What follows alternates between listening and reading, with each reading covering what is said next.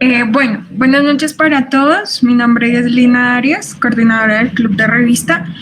Gracias a todos por asistir a nuestra segunda actividad que estará a cargo de las estudiantes de sexto semestre Paula Ruiz y Camila Suárez, quienes hoy nos van a hablar sobre las bases para entender un electrocardiograma. Les recuerdo que es una actividad interactiva en la que todos pueden participar, bien sea dejando sus preguntas en el chat o activando el micrófono. También para la asistencia va a haber una palabra clave para que la llenen en el formulario, ya que al final de todas las actividades se van a certificar a las personas que hicieron parte del club. Entonces damos inicio con Paula y Camila. Buenas noches, chicos. Yo soy Paula Ruiz y mi compañera, ella está presentando la pantalla, ella es Camila Suárez. ¿Me confirman si están viendo y si me están escuchando, por favor? Hola chicas, buenas noches. Sí, se ve perfecto y se escucha perfecto. Ok, entonces vamos a dar inicio con bases para leer el electrocardiograma. Entonces, para iniciar, pues primero debemos saber qué es un electrocardiograma. El electrocardiograma es un gráfico voltaje contra tiempo, voltaje siendo Y, tiempo siendo X, de la actividad electrogénica del corazón. Entonces va a ser tomada por electrodos de superficie, electrodos que van a tomarse en la región precordial y en las extremidades, como pueden ver acá en esta imagen. Ok, para empezar a hablar como tal de los impulsos y como tal ya de lo que se ve dentro del electrocardiograma, pues tenemos que saber qué es el sistema cardionector. El sistema cardionector es el sistema de conducción que está conformado por diferentes células y por diferentes fibras miocárdicas que van a permitir la transmisión de impulsos y de despolarización para que haya un ritmo, para que haya para que haya como tal el ritmo. Entonces, está conformado por un nódulo sinoauricular, que es el marcapasos natural del corazón. Bueno, chicos, algo que no les mencioné, que se me pasó un momento, es que la excitabilidad de estas células y de estas fibras es dada por automatismo, es decir, presencia de canales FONI. Eso se traduce en que estas células, a diferencia de las demás células que están presentes en el cuerpo, no necesitan de ningún tipo de estímulo para realizar la despolarización, sino que mediante estos tipos de canales FONI van a despolarizarse solitas, y van a dar continuidad a todo lo que es el ritmo. Ahora, el nódulo sinoauricular, como les mencionaba, es el marcapasos natural del corazón. Su frecuencia oscila de entre 60 a 100 latidos por minuto. Es el primero que va a despolarizarse. Va a conducir los impulsos eléctricos a través de unas vías internodales, a las cuales van a despolarizar el nodo auriculoventricular. Este nódulo auriculoventricular es un marcapasos secundario. En caso de que el nódulo sinusal falle, pues el nodo auriculoventricular pues va a estar como de respaldo. El nodo auriculoventricular va a dar origen a lo que es el haz de His, esto que ven acá, y a las fibras de Purkinje. El haz de His se bifurca en una rama derecha y en una rama izquierda, y posteriormente se da origen a unas fibras de Purkinje. El nodo auriculoventricular tiene una frecuencia de 40 a 60 latidos por minuto. Y proseguimos con las fibras de Purkinje, quienes son un marcapasos terciario. Digamos que estas células no son tan funcionales, pero se vuelven funcionales en caso de que el nódulo sinusal y el nodo auriculoventricular fallen. Entonces, digamos que esa es como la tercera respuesta en caso de que haya un fallo de conducción. Estas fibras de Purkinje van a tener una frecuencia de 20 a 40 latidos por minuto. Y ya por último tenemos esta parte de acá, que es el músculo, que son las fibras miocárdicas contráctiles, las cuales van a tener una frecuencia de 10 a 20 latidos por minuto y van a terminar de despolarizar todo lo que queda del músculo ventricular. Ya habiéndoles mencionado esto, podemos pasar a los fenómenos del corazón. Entonces, toda la despolarización ocurre de una manera rítmica, de una manera automática y de una manera organizada, por lo que lo primero que se va a despolarizar, pues como les mencioné ahorita, es el nódulo sinusal y el miocardio auricular. Entonces hay despolarización de las aurículas. Después de esto viene un retraso fisiológico. Este retraso fisiológico viene dado por la despolarización de las aurículas. Este retraso fisiológico va como que a separar lo que es la sístole auricular de la sístole ventricular. Entonces, como todo pasa en un mismo momento, mientras está el retraso fisiológico, las aurículas se llenan y se vacían. Y eso pues es lo que compone el retraso fisiológico.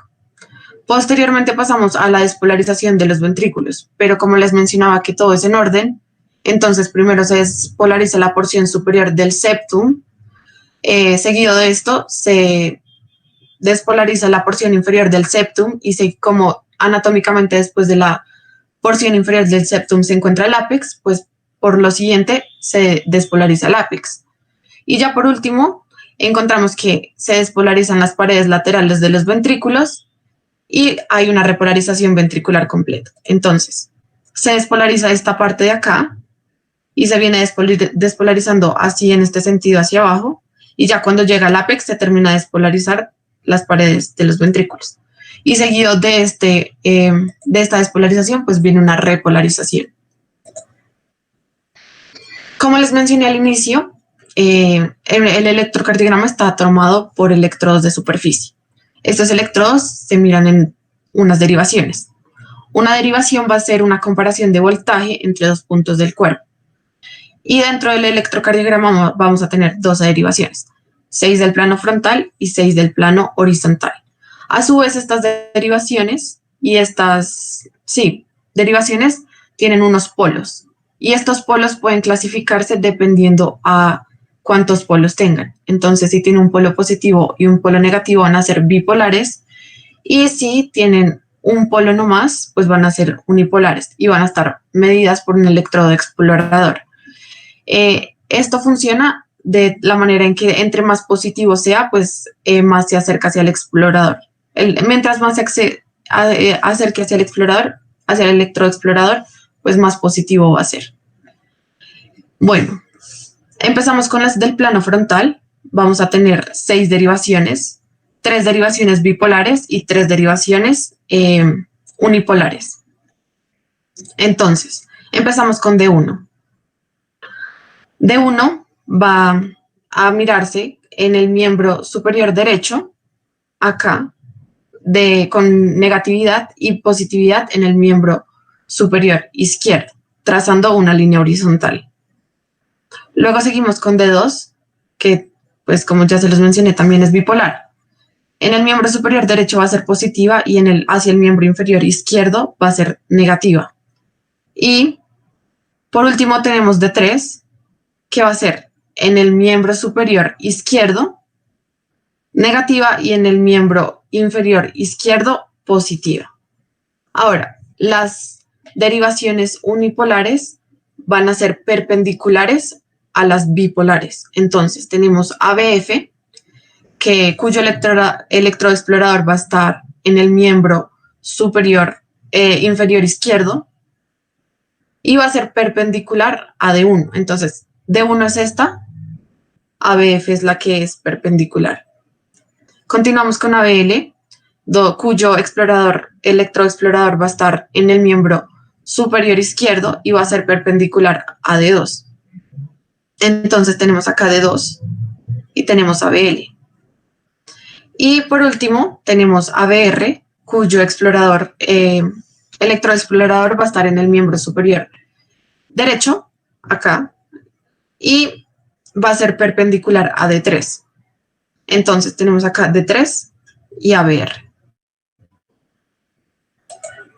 Luego seguimos al plano horizontal, donde tenemos las unipolares y que van a estar ubicadas en la región precordial. Tenemos 6 derivaciones. La primera derivación que se coloca, B1, se va a medir en el cuarto espacio intercostal con línea paraesternal derecha. La segunda derivación, B2, va a ser parecida a la B1, o sea, 4 espacios intercostales con línea paraesternal, pero pues en este caso izquierda. Pasamos a la cuarta derivación, antes de la tercera. Entonces va primera derivación, segunda derivación y cuarta derivación, que es línea media clavicular con quinto espacio intercostal. Ya después de tener ubicado el electrodo en B4, pasamos a B3. ¿Por qué? Porque B3 es equidistante entre B2 y B4. Entonces, hasta no tener B2 y B4 ubicadas, no podemos ubicar B3. Luego seguimos a B5, que es quinto espacio intercostal con línea axilar anterior. Y por último, B6, que es quinto espacio intercostal con línea media axilar. Ahora, en el electrocardiograma, estas derivaciones van a tener unas características, que se las voy a mencionar pues más adelante. Pasamos a la hoja milimetrada. Milimetrada es donde va a ir impreso el electrocardiograma. Y para poder entender la medición de las diferentes ondas e intervalos del electrocardiograma, pues tenemos que saber cuánto mide cada cuadro de la hoja milimetrada. Entonces, como les mencioné al principio, es voltaje contra tiempo, voltaje acá vertical y tiempo horizontal. Cada uno de estos cuadros pequeñitos que ven enmarcados con líneas amarillas van a tener una duración de 0,04 segundos. Y cada cuadrito grandecito va a tener una duración de 0,2 segundos. Para completar un segundo deben tener 5 cuadros de estos grandes. Ahora vamos hacia voltaje. Cada cuadrito de estos pequeños tiene una duración de 0. Entonces, un cuadro de estos grandes tiene 0,5 milivoltios y para completar 1 milivoltio tendríamos que tener 10 cuadritos chiquitos de estos. Ahora ya pasamos a las ondas e intervalos que componen el electrocardiograma. Entonces tenemos la onda P, esta que ven acá, va a hacer referencia a despolarización de las aurículas. Va a tener una medición aproximadamente de 0,12 segundos y en su voltaje va a tener 0,2 milivoltios. Pasamos al intervalo PR, que se toma desde el inicio de la onda P hasta el inicio de la R. Y va a tener una duración de 0,12 a 0,20 segundos. Seguimos con el complejo QRS, que se los voy a explicar con más detalle en la siguiente diapositiva. Luego tenemos el segmento ST. El segmento ST va a estar dado desde el punto J, que es, no sé si alcancen a ver esta flechita apuntando hacia una esquinita redonda. Ese es el punto J. Desde ahí se da inicio hacia el segmento ST. El segmento ST tiene una duración máxima de 0,20 segundos. Y proseguimos a la onda T, cuya duración es de 0,12 segundos y hace referencia a repolarización. Ahora, esta onda T, como la pueden ver, es Roma, pero también es asimétrica. Y ya esto es lo normal del electrocardiograma. Pero podemos tener presencia de una onda U. Esta onda U puede hacer referencia a restos de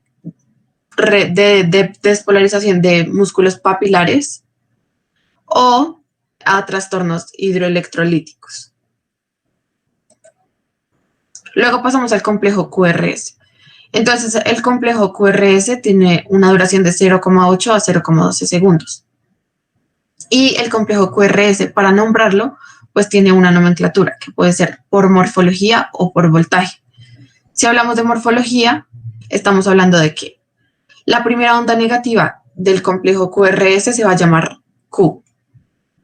O sea, acá. Ahí, espérense, acá. Esta onda es Q. La primera onda positiva se va a llamar R. O sea, esta que ven acá es R. Y cualquier onda negativa después de una onda positiva se va a llamar S. O sea, esta de acá. Ahora, como pueden ver, dentro de este cuadrito que hay acá, pueden darse cuenta que hay tanto mayúsculas, letras mayúsculas como letra minúscula. Eso va a hacer referencia al voltaje, es decir, minúscula para lo que es, para lo que no es predominantemente, es decir, en este caso, si es Q minúscula, quiere decir que no es predominantemente negativa, sino solamente negativa. Entonces, por voltaje tendríamos predominantemente positiva, predominantemente negativa, positiva, negativa e isobifásica. Ahora, para explicarlo dentro de este cuadrito tenemos, por ejemplo, la primera negativa es Q, le sigue de una positiva que es R, y después de la positiva viene una negativa, entonces sería S. Y ahí tienen QRS. En esta, entonces pueden darse cuenta que seguido del segmento PR no hay ningún tipo de onda negativa. Entonces, de una vez va hacia positivo, por lo que la primera onda positiva es llamada R, y después de una onda positiva, una onda negativa es llamada S. Algo importante es que antes de iniciar el complejo QRS hay un segmento ST, el cual es isoeléctrico, entonces no debe haber ningún tipo de actividad eléctrica en ese segmento. Debe ser totalmente plano, no puede ser ni positivo ni negativo. Seguimos con esta. Entonces, pueden ver que la primera es positiva, entonces es R. La primera onda negativa después de una onda positiva es S, y volvemos a tener una onda positiva. Entonces, si ven acá, está llamada R' porque se repite. Entonces tiene una R y dos R's, R'.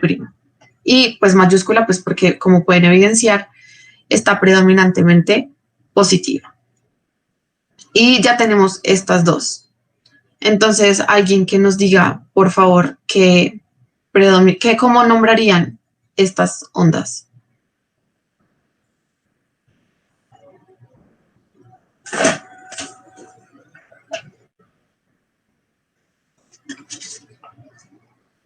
Bueno, entonces, Esteban Pedraza, por favor, nos ayudas diciendo cuál es el nombre de este complejo, por favor.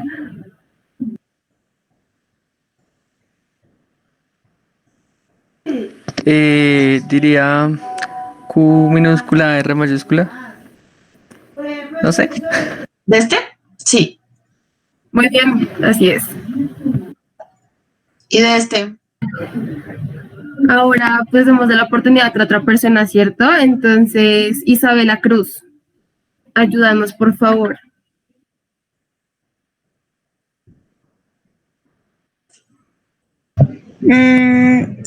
Creo que sería Q mayúscula R mayúscula. Muy bien, claro que sí, así es. Ok, listo. Eso en cuanto al complejo QRS.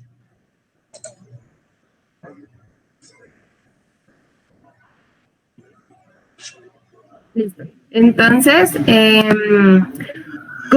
es lo que vamos a empezar a ver cuando vamos a ver un electrocardiograma? Vamos a tener en cuenta tres pasos principales.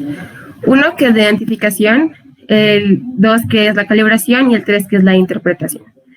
La identificación es bastante importante, puesto que, no sé, hay muchas personas que tienen el mismo nombre. Los electrodos normalmente se toman personas seguidas, uno detrás del otro, o varios al mismo tiempo, por lo que es muy probable que este electro se confunda.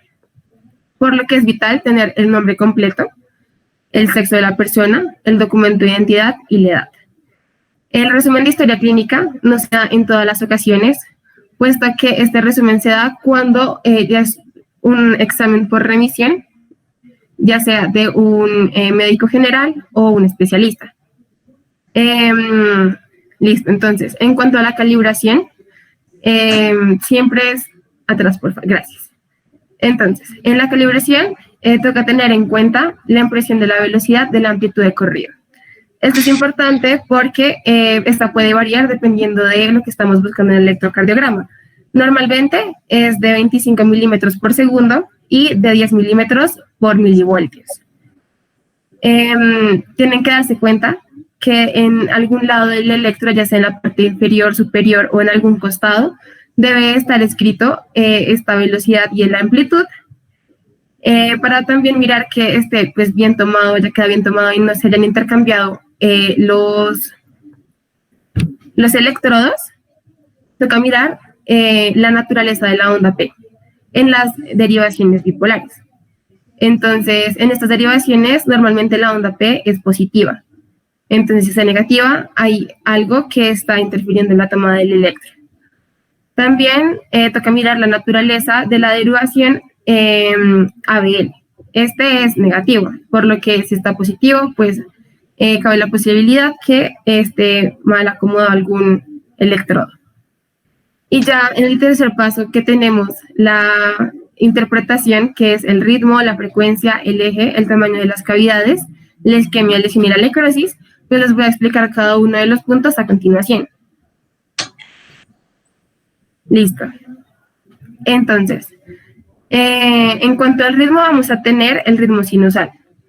Entonces, ¿cómo vamos a saber si un electrodo tiene un ritmo sinusal? ¿Cómo se va a ver? Porque tenemos una onda P antes de un complejo QRS, un complejo QRS después de una onda P. Tenemos intervalos RR homogéneos. Tenemos los QRS estrechos, menores a 120 milisegundos, y aproximadamente una frecuencia cardíaca de 60 a 100 latidos por minuto. Entonces, este electro que está aquí, pues en la parte inferior, tiene un ritmo regular. Bueno, cabe resaltar que el ritmo no solamente es el sinusal, sino que, si se acuerdan, mi compañera Camila antes había explicado que pues, si el nodo sinusal falla, el que va a tomar el control puede ser el auriculoventricular. Si lo toma el ritmo el nodo auriculoventricular, el ritmo ya no se va a llamar sinusal, sino ritmo nodal. Y si pues vuelve a fallar y ya lo toma las fibras de Purkinje, se va a llamar ritmo idioventricular. Listo. En cuanto a la frecuencia cardíaca, tenemos diferentes fórmulas y diferentes métodos de hacerlo. Entonces, tenemos la fórmula del 1500. Entonces, en esta lo que toca hacer es contar el número de cuadros pequeños que hay entre cada complejo QRS, y luego esto se va a dividir en la constante de 1500. Entonces, acá podemos ver en el ejemplo que tenemos tres cuadros grandes, o sea, ahí tenemos 15 cuadros pequeños más uno pequeño que es el siguiente del QRS, y serían 16. Entonces se hace la operación y esto nos va a dar 93 latidos por minuto.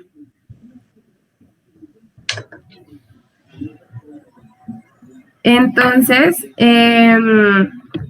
la fórmula del 300 es contar los cuadros grandes que hay entre cada complejo QRS, entre dos complejos QRS, y luego se va a dividir ese número de cuadros en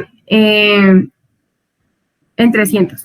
Entonces, en este ejemplo, pues tenemos que hay tres cuadros dentro de cada QRS, se va a dividir pues 300 en 3, y tenemos que la frecuencia cardíaca es de 100 latidos por minuto. 100.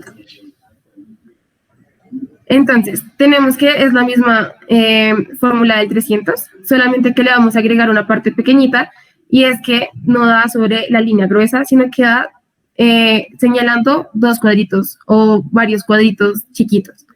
Entonces, a cada cuadrito chiquito le vamos a poner un valor de 0.2, y se le va a sumar a los cuadros grandes. Entonces, en este ejemplo podemos ver que hay 5 cuadros grandes y hay 2 pequeños.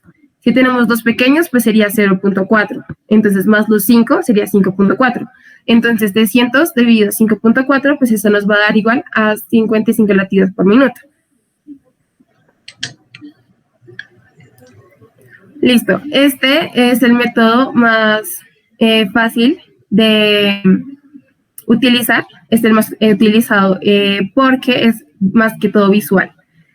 Este es más que todo para ritmos regulares, y se está tocando, toca tener en cuenta que ubiquemos un QRS que dé sobre una línea gruesa, y vamos a contar a partir de lo vamos a denominar diferentes números a cada línea. Entonces tenemos que la primera que va a estar después va a ser 300, 150, 100, 75, 60, 50, 42 y 37. Entonces, igual tienen que tener en cuenta que las diferentes literaturas van a variar, y pues pueden ser valores diferentes, pero pues siempre van a oscilar en el mismo rango. Estos números son importantes, les van a servir muchísimo, tienen que aprendérselos. Entonces, vamos a repetirlos otra vez. Si quieren, tomen nota. Está 300, 150, 100, 75, 60, 50, 42 y 37. Siguiente. Listo. Entonces, por favor, Liliana Soro, ¿me puedes por favor decir cuáles son los números que acabamos de decir?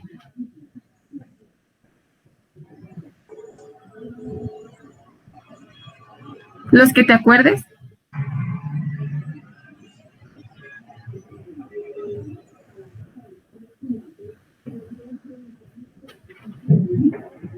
Liliana se durmió.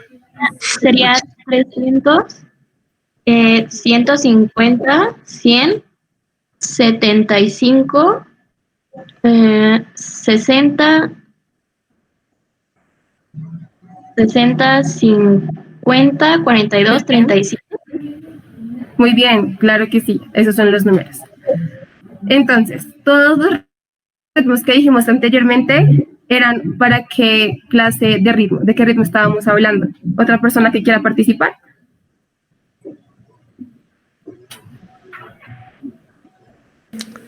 Sinusal. Sí, eran para ritmos sinusales o ritmos regulares. Ahora ya vamos a empezar a hablar de los métodos que nos pueden servir para los ritmos regulares y los ritmos irregulares. Tenemos entonces acá el método de los 6 segundos. ¿En qué va a consistir este método? Contar 6 segundos, que en total van a ser 30 cuadros grandes, y de estos lo que vamos a hacer es contar la cantidad de QRS que hay, y esto lo vamos a multiplicar por una constante que es 10. Entonces, pues en el ejemplo tenemos contados los 30 cuadros grandes, hay 9 QRS, y esto se va a multiplicar por 10, entonces nos va a dar 90 latidos por minuto. Tengo que tener en cuenta que este es un ritmo regular. Siguiente. Entonces, esta es una modificación del anterior, en donde no vamos a tomar 6 segundos, sino 3 segundos. O sea que vamos a contar 15 cuadros grandes y contar los mismos QRS, pero esta vez la constante no va a ser 10, sino va a ser 20. Entonces, en este ejemplo, vamos a tener los 15 cuadros, vamos a tener 5 QRS, lo vamos a multiplicar por 20, que nos va a dar 100 latidos por minuto. Es más confiable el método anterior, puesto que abarca más cantidad de complejos. Entonces, va a ser mucho más fácil poder tener un número más aproximado o más cercano a la realidad. Siguiente. Listo. Entonces, vamos a mirar si aprendieron alguno de los métodos que les dije anteriormente. Entonces, no sé, Zaida, por favor, ¿nos puedes colaborar mirando este electro y decirnos cuál es la frecuencia cardíaca?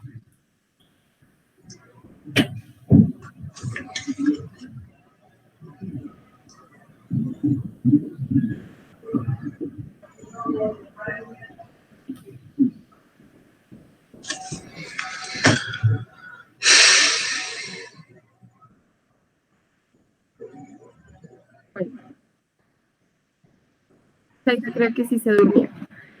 Entonces, Catalina Quintero, ¿podrías por favor ayudarnos a ver cuál es la frecuencia cardíaca?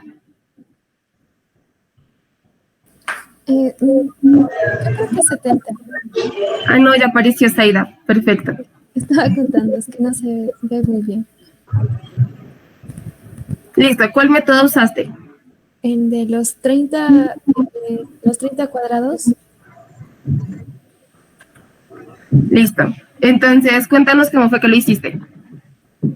Contaste los 30 cuadros y qué más hiciste. Cuéntanos cuántos QRs encontraste.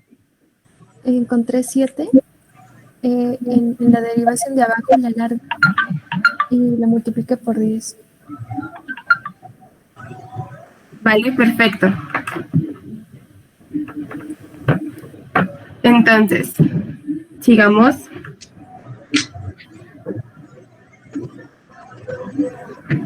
Listo. Necesitamos a otra personita que nos participe acá. Entonces, acá tenemos a Alejo Ortiz. Por favor, colabóranos mirando ritmo y frecuencia cardíaca.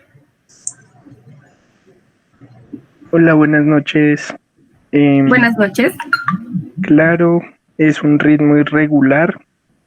Muy bien. Y para no ponerme a contar los 30 cuadritos, entonces los 15 cuadritos serían 1, 2, 3, 4. En el dedos largo de abajo hay 4 complejos QRS en esos 15 cuadritos, entonces serían 4 por 20, serían 80 latidos por minuto. Muy bien. Sí. Listo. Ahora vamos a hallar el eje cardíaco. Entonces, ¿qué es el eje? Es la dirección del vector total de la despolarización ventricular. Entonces, hay distintas formas de hallarlo. Yo tengo una mnemotecnia muy chévere para aprenderlo, y hay otra que es el que está escrito. Entonces, necesito que pongan mucha atención y hagan lo que yo voy a hacer. Pongan sus brazos adelante y levanten sus pulgares. Bueno, entonces primero, antes de eso, les voy a decir una cosita, y es que nos vamos a centrar más que todo en 2 derivaciones. La derivación de D1 y la derivación de ABF. Entonces, vamos a tener que D1 va a ser nuestra mano derecha, porque D comienza con D y es la derecha, que también tiene una D, entonces la mano derecha, D1. Y tenemos la otra que es, pues, ABF. Entonces, si tenemos si vemos el complejo QRS y nos vamos a guiar por la nomenclatura de voltaje, si es predominantemente positivo o predominantemente negativo o isobifásico, pues lo vamos a tener así. Positivos es cuando el pulgar está arriba, negativos es cuando está bajando. Entonces, si tenemos que en D1, que es positivo, y en ABF es negativo, el eje va a estar desviado a la izquierda, porque cuando tenemos el pulgar abajo se va a desviar a la izquierda. Y si tenemos D1 y va a estar negativo y ABF va a estar positivo, el eje se va a desviar a la derecha. En el caso en que tengamos ondas isobifásicas, ahí toca tener en cuenta que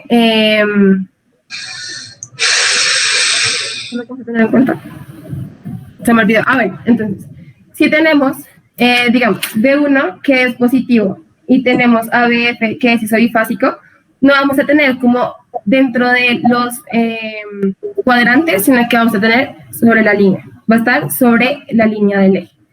Entonces, si D1 es positivo y ABF es isobifásico, vamos a tener el eje, va a estar sobre el 0. Entonces va a estar, pues, dentro de la normalidad. Y si tenemos lo contrario, que es ABF y D1 que es isobifásico, vamos a tener que el eje va a estar en 90.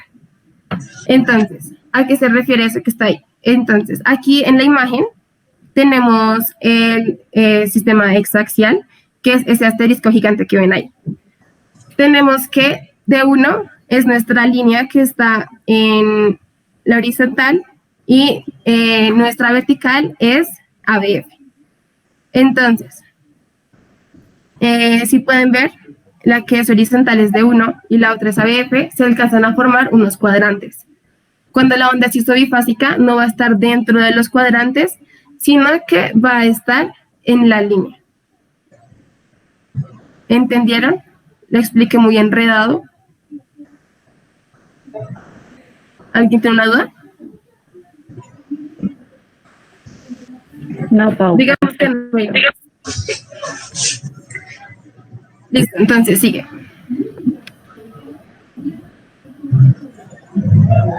¿Sigo, Pau? Sí. Ok. Hay otra manera de sacar el eje. Es un poco más larga y un poco más compleja que la que nos enseñó Pau, pero pues de igual manera funciona. Tiene 4, digamos que ítems.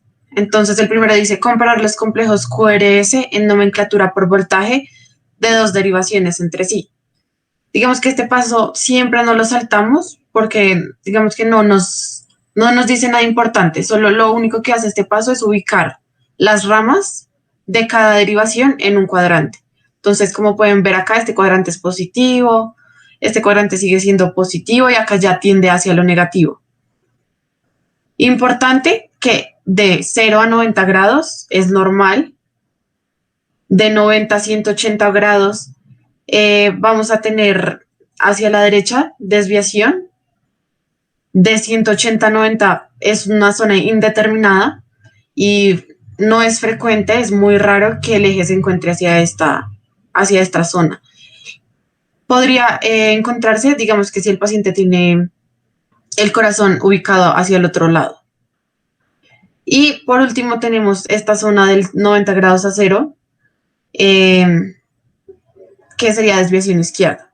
Ahora, pasando a los pasos, dice como derivaciones del plano frontal, de 1, todas estas que ven acá, y ubicar cuál tenga el QRS más isobifásico. Ya cuando ustedes hayan el QRS más isobifásico, les voy a poner un ejemplo. Entonces tienen D1 isobifásico, buscan la perpendicular a D1. ¿Cuál es la perpendicular a D1? ABF. Entonces, ya teniendo la perpendicular esta al segundo paso, vamos a mirar en qué cuadrante y en qué grado se encuentra esta rama. Entonces, como pueden ver, se encuentra en 90 grados, por lo que diríamos que ese corazón tiene un eje de 90 grados. Ahora, lo podemos hacer con otro ejercicio. Entonces, tenemos ABL. Encontramos que ABL es isobifásica. Tomamos la perpendicular a ABL, que es de 2. Tenemos la perpendicular y la ubicamos en un cuadrante. Este cuadrante sería normal, positivo, y le ubicamos el grado. En este caso sería 60 grados. ¿Cuál es el problema de hallar el eje de esta manera? Uno, pues no es tan práctico y no es tan rápido. Y número 2, pues tendrían que aprenderse todo este sistema de referencia. Entonces, tendrían que saber a qué lado están ubicada cada rama y cuál es el equivalente en grados de cada rama. Por eso es que es un poco más dispendioso hacer uso de este método. Ahora necesitamos a alguien que nos haga el favor y nos diga cuál es el eje de este electrón. Bueno, aquí la gente no tiene como esas ganas de ser voluntarios, entonces vamos a hacer lo siguiente. Por favor, Daniela García, dinos por favor cuál es el eje de este electrón. El eje está a la izquierda. ¿Por qué, Dani? Pues según lo que tú nos acabas de explicar, D1 está positivo. Pues sí. Y ABF está negativo. Entonces, pues hacia la izquierda. Exactamente. Sí, perfecto. Bueno, chicos, recuerden la asistencia y la palabra clave. Ahora, otra persona que nos haga el favor y nos mire el eje de este electrón.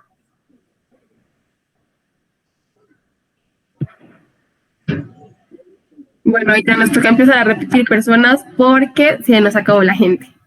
Entonces, Isabela Cruz, por favor, ayúdanos.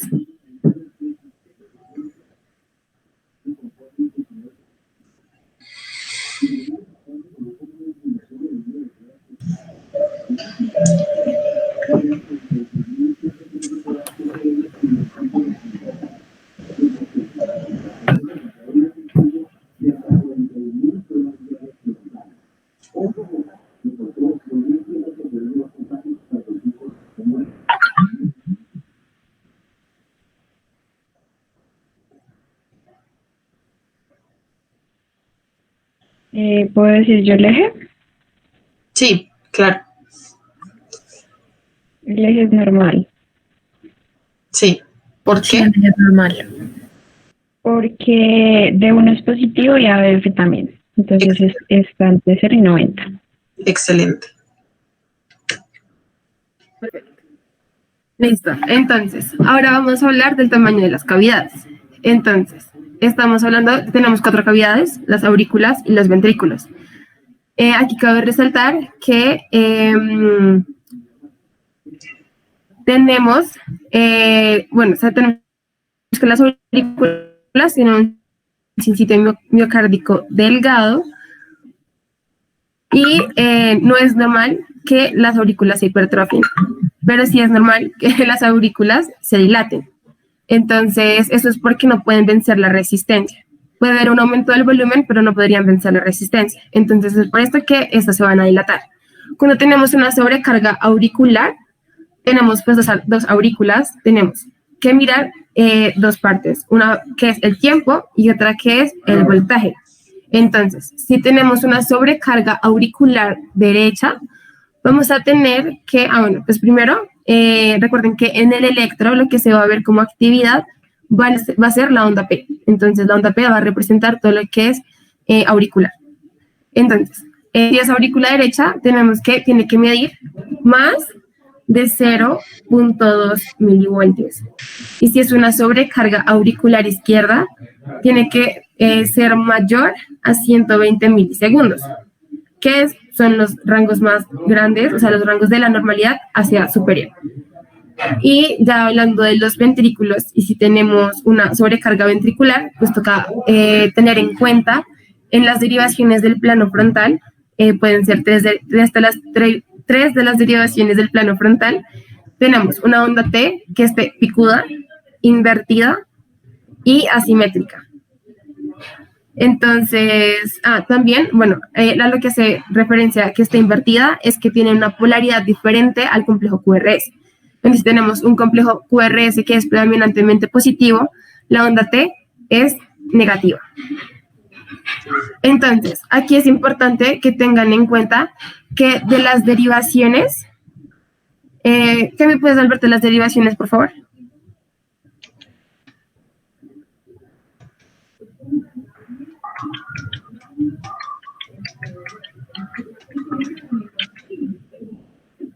Entonces, en cuanto a las derivaciones que tenemos nombradas como de B1 a B6, tenemos que B1 y B2 son predominantemente negativas. B3 son isobifásicas. De B4 a B6 son predominantemente positivas, donde B5 es la más positiva de todas y la que le da normalidad. Entonces, puedes poner, por favor, un electro, cualquier ejemplo, para ver si es cumple con lo que acabo de decir.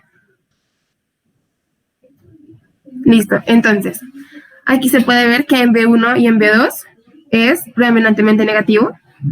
En B3, isobifásica, porque tenemos la distancia equidistante entre positivo y negativo.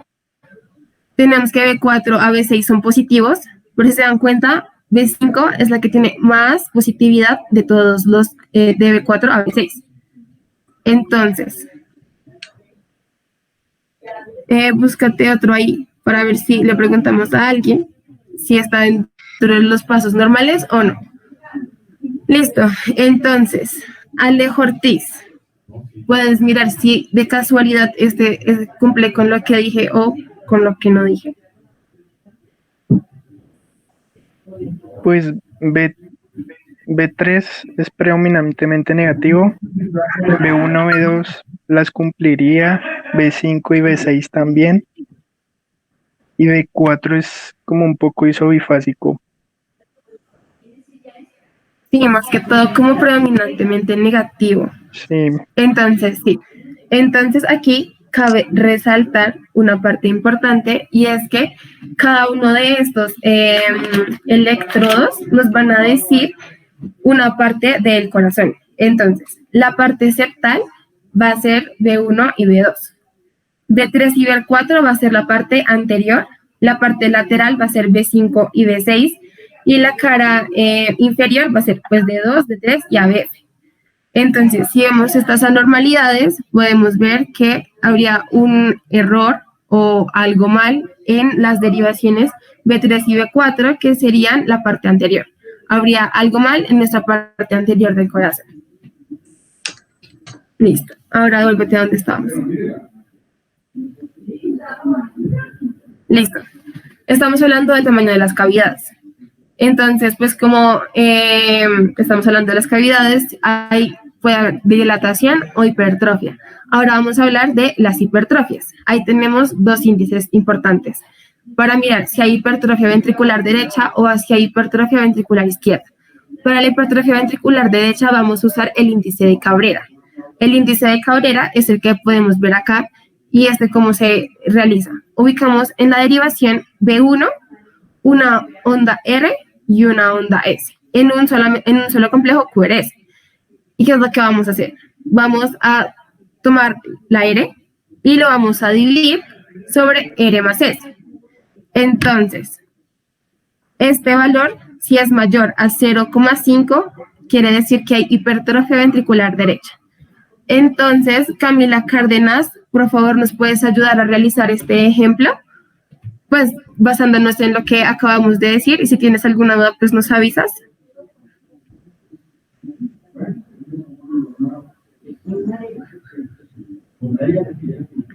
Ahí están las medidas. Entonces sabemos que R es 13 y S es 4. Solamente sería reemplazar valores y ya.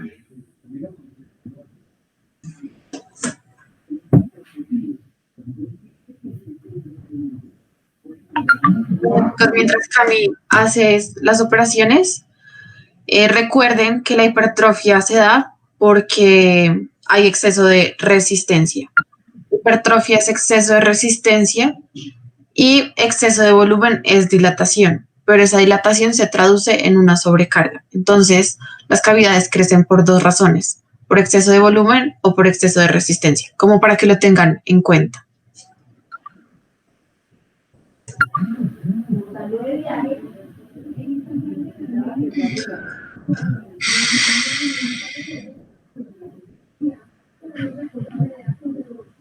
Hola. Hola.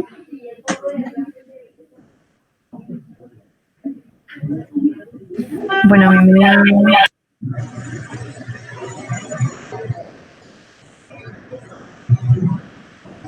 Francesa. qué pena.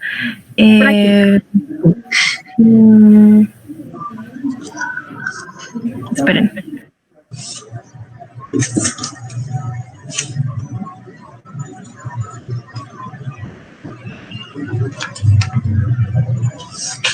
¿0,17? 0. Ay, Dios mío. Tómate tu tiempo, tranquila. Mira, reemplaza bien los números y vemos si tiene hipertrofia o no tiene hipertrofia. Bueno, me da 0,7. Muy bien. Sí tiene hipertrofia. Muy bien, porque supera los 0,5. Sí, qué pena, muchachos. Tranquila. Listo. El siguiente, por favor. Bueno, para mirar la hipertrofia ventricular izquierda, tenemos que ya no se va a ver solamente en una derivación, sino que ya tenemos que irnos a buscar dentro de diferentes rangos de derivaciones. Hay que con referencia con eso. Toca buscar la onda S más profunda en B1 y en B2 y la más alta en B5 y en B6. Pues recuerden que B5 y B6 son las que tienen más positividad y que B1 y B2 son las que tienen más negatividad. Entonces, lo que vamos a hacer es mirar estas medidas y reemplazarlas en nuestra fórmula, que es S más R, o sea, sumar estas dos medidas, y si da mayor a 35 es que tenemos una hipertrofia ventricular izquierda. Entonces, otra personita, Daniel Vergara, por favor, ¿nos puedes ayudar a ver en el ejemplo que tenemos acá, que está B1 y B6, cuál sería el índice de Sokolov? Por favor.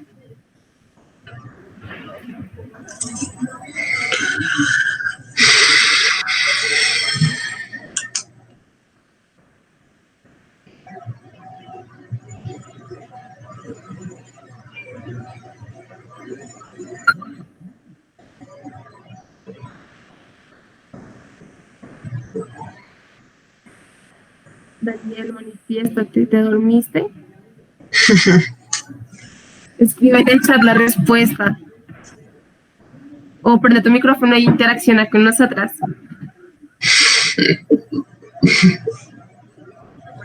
Ahí participa. Muy bien, entonces, ¿tendría o no tendría hipertrofia?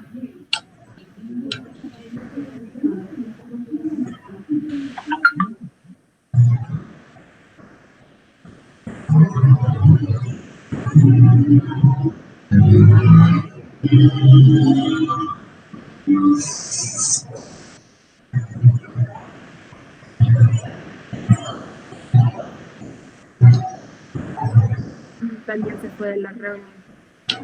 Bueno, entonces, aquí podríamos decir que sí tiene hipertrofia porque supera el 35, pero no es una gran hipertrofia. Entonces, sí tiene hipertrofia. Siguiente.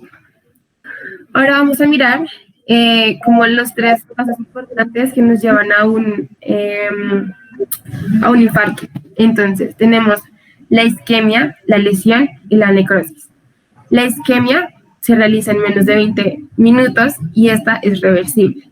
¿Cómo vamos a ver que tenemos isquemia? Porque tenemos una onda T. Vamos a centrarnos un poquito en nuestra onda T. Esta puede ser picuda o invertida, dependiendo de la localización en la que estemos. Y si no está ni picuda ni invertida o está isobifásica, es como un acercamiento a que tenemos una isquemia.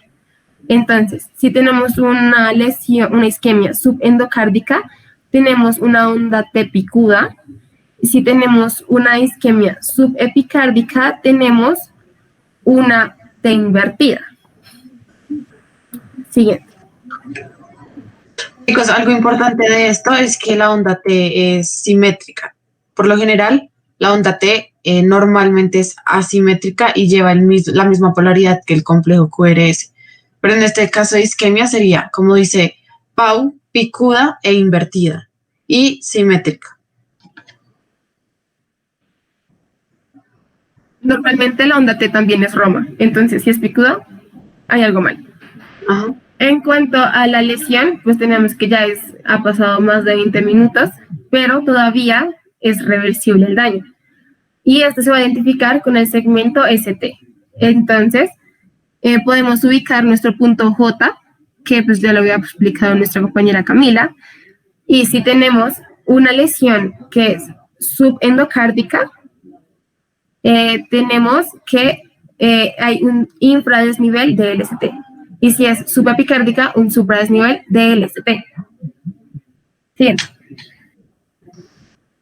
Ya cuando tenemos necrosis, nos tenemos que centrar más que todo es en la onda Q.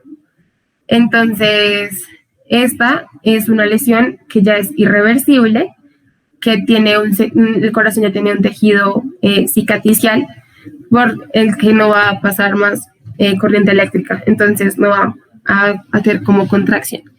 Entonces, se identifica más que todo la onda P patológica, que la onda P patológica, la onda Q patológica, perdón, tiene los siguientes criterios. Pues primero es que tenga 0,04 segundos, o sea que sea mayor a 0,4 segundos, que sea mayor a 0,2 voltios y que sea más de un 25% de la onda R.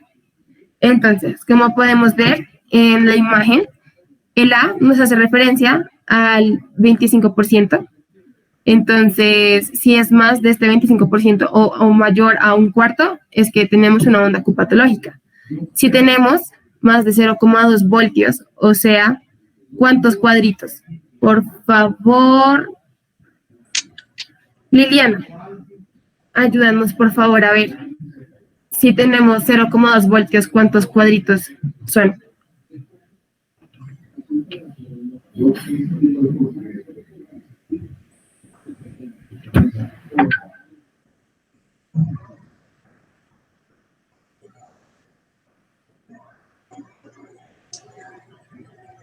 Si no quieres prender el micrófono, escribe en el chat. Ahí estoy mirando el chat.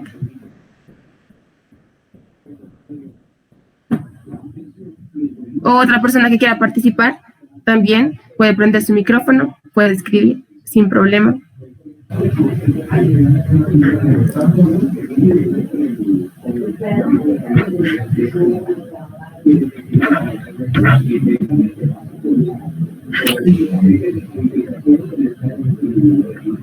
Bueno, entonces, Lina Arias, por favor, ayúdanos a ver cuántos cuadritos son.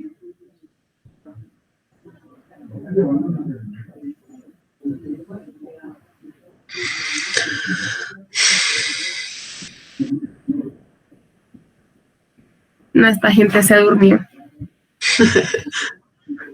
Alejo Ortiz. Un milímetro son 0.1 milivoltios, ¿verdad? 0.1, sí. Entonces serían dos cuadritos chiquitos. Muy bien, muy Sí. bien. Excelente. Listo. Y recuerden que 0,4 segundos son un cuadrito. Ahora sí, Ok. siguiente. Ahora, Alejo, ¿nos puedes ayudar a leer esto? Esto, como ya es final, pues nos puedes decir si tiene eje normal, o sea, todo lo que ya vimos en este electro. Yo les puedo ayudar con el eje, aquí Bueno. interrumpiéndoles un poquito. Claro. Bueno, yo digo que el eje lo tiene Dale, normal. Sí, el eje está normal. Exacto, así. Y ya, ahora sí, Alejo. Ahora sí, Alejo, puedes Yo continuar. solo quería sacar el eje. Ah, no, entonces continúa todo. No, porque Bueno, hay te preguntaron presencias de a ti. ondas P, hay presencia de ondas P que preceden los complejos QRS. Al parecer los RR son regulares. D1 y ABF son positivos, entonces el eje está normal. ABR es negativo, entonces también es normal. El complejo QRS está estrecho. B1, B2. Bueno, si B1 no es predominantemente positivo, B2, B3, B4 son isobifásicos y B5 y B6 son predominantemente positivos. Más que más. La frecuencia. La frecuencia La cardíaca. frecuencia, sí, claro. A ver, voy a tomar B3 en 300, 150, 100, 75, 60, 50 latidos por minuto. A ver, confirmemos con... Y,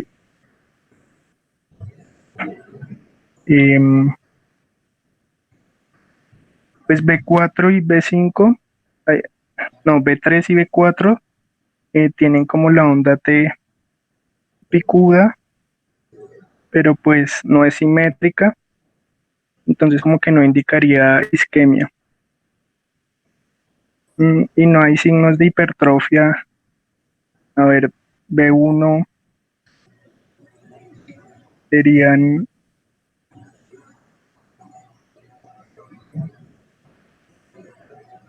Recuerda que esa es R sobre R más S, que es Ajá. el índice de Cabrera. Entonces hagamos el cálculo. 5 sobre 10 sería 0.5, como apenas está como en el... Sí. Y de B6 es la más, tiene la R más grande, entonces serían 5, 10, 15 y como 3, como 18. Y B1, B2 son los B2. Entonces 5, 10, 15. Entonces sería 15 y 18. 33, entonces tampoco es indicativo de hipertrofia ventricular izquierda. No sé qué más. Creo que ya no. Sí. Ahora, ¿dirías que es un electrocardiograma normal?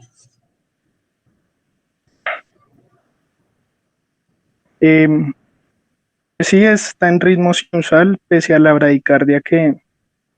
Es que tocaría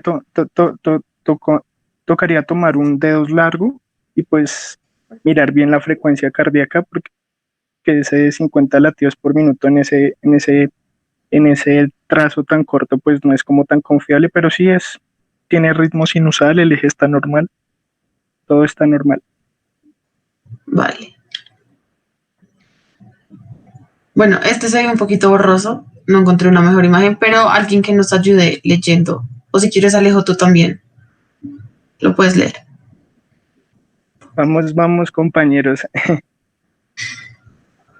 Catalina Quintero, ayúdanos a leer este electro.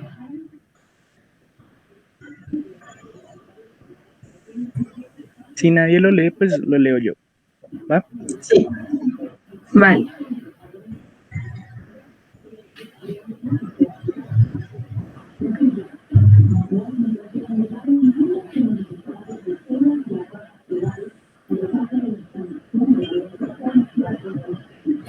Daniela García. Ayúdanos, por favor. Tranquila, Cata. Bueno. Dani. Muy bien. Sí, aquí estoy. Es que está un poquito borroso. Sí, se ve un poco borroso, pero bueno, esto es ABF. Ajá. De uno. El ritmo lo veo sinusal. Sí. El éter positivo, normal. La frecuencia. Espérame, porque no he cogido una. Como 21. 1521. Como 71 más o menos.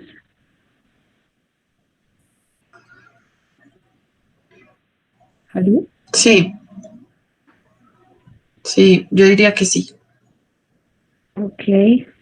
B1 está negativa, sí. B2 también. 3.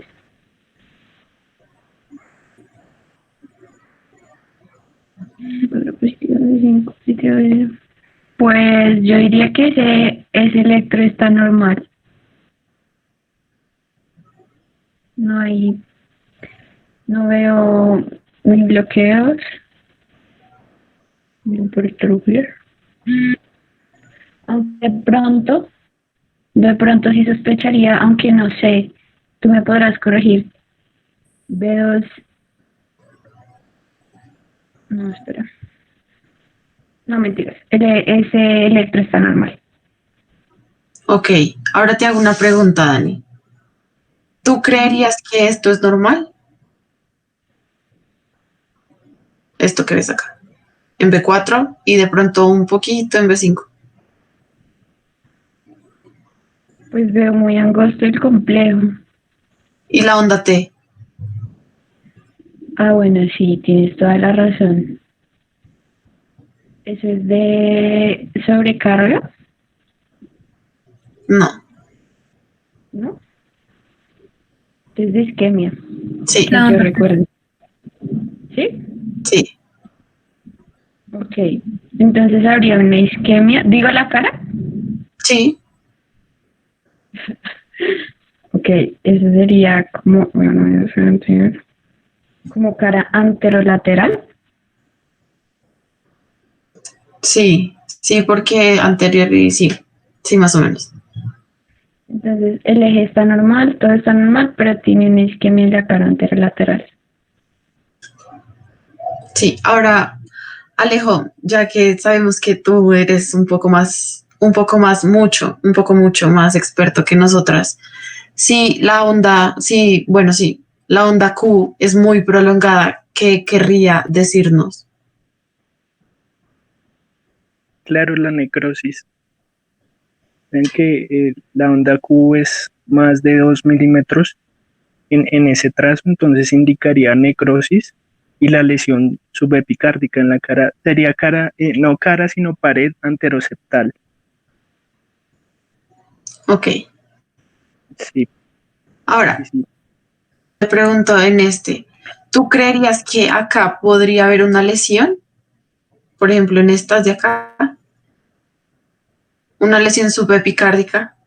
El punto J bueno, elevación del segmento ST se define como la elevación de 1 milímetro en todas las derivaciones excepto en B2 y B3. Es decir, por ejemplo, el B3, vean que la línea del segmento PR se encuentra en toda la línea, ¿sí? Y el punto J se encuentra como 2 cuadritos por encima de donde está el segmento PR. Sí. Entonces yo diría que ahí hay una elevación del segmento ST de 2 milímetros, diría yo. Entonces recuerden los criterios de elevación del segmento ST para infarto de miocardio. Entonces en todas las derivaciones es más de 1 milímetro, excepto en B2 y B3, y ahí se pone un poco complicada la cosa. En mujeres debe ser no mayor a 1 milímetro, sino mayor a 1.5 milímetros, es decir, 1,5 cuadritos. Y en hombres mayores de 40 años, en B2 y B3 debe elevarse más de 2 milímetros, no más de 1 milímetro. Y en hombres menores de 40 años debe elevarse más de 2.5 milímetros. ¿Listo? Entonces, como tocaría saber si ese electro es de un hombre o una mujer y qué edad tendría ese hombre para saber si eso es elevación del segmento ST significativo. Entonces recuerden, en todas las derivaciones mayor de 1 milímetro, sea un cuadrito chiquito, ¿sí? El punto J. En B2 y B3, en hombres mayores de 40 años, debe elevarse más de 2 cuadritos chiquitos, y hombres menores de 40 años, más de 2 cuadritos y medio chiquitos. ¿Sí? ¿De acuerdo? Sí. Sí. Y creo que ya, eso era todo.